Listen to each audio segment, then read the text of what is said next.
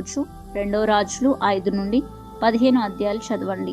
దేవుడు నాకు శక్తియు ప్రేమయు ఇంద్రియ నిగ్రహం గల ఆత్మనే కాని పిరికి ఆత్మను ఇవ్వలేదు కనుక ప్రతి భయాన్ని నజరేయుడైన యేసు నామమున తృణీకరిస్తున్నాను. ఆమెన్. నా జీవితంలో ఉన్న ప్రతి భయపరచు ఆత్మను నజరేయుడైన యేసు నామమున ఇప్పుడే బంధిస్తున్నాను. ఆమెన్. నా జీవితంలో భయం తీసుకుని వస్తున్న ప్రతి ఆత్మకు నాకు ఉన్న ప్రతి నిబంధనను నజరేయుడైన యేసు నామమున ఇప్పుడే విర్రగొడుతున్నాను. ఆమెన్.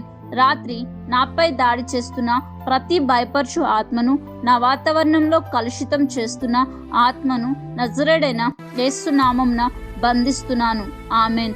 భయపరచు ఆత్మ నజరేయుడైన యేసు నామమున నా కుటుంబంపై, నాపై నీ యొక్క పట్టును నజరేయుడైన యేసు నామమున ఇప్పుడే విడు.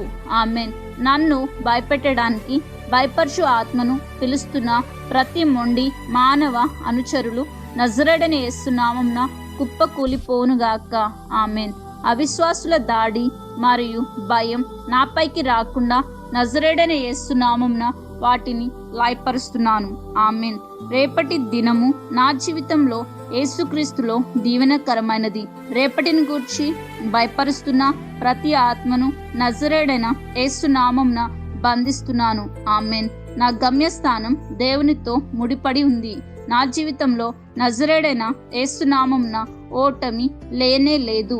ఆమెన్. పరలోకమందున నా తండ్రి, నా ప్రార్థనలన్నిటికీ సమాధానాలు ఇచ్చినందుకు నజరేయుడైన యేసు నామమున కృతజ్ఞతాస్తుతులు చెల్లిస్తున్నాను. ఆమెన్.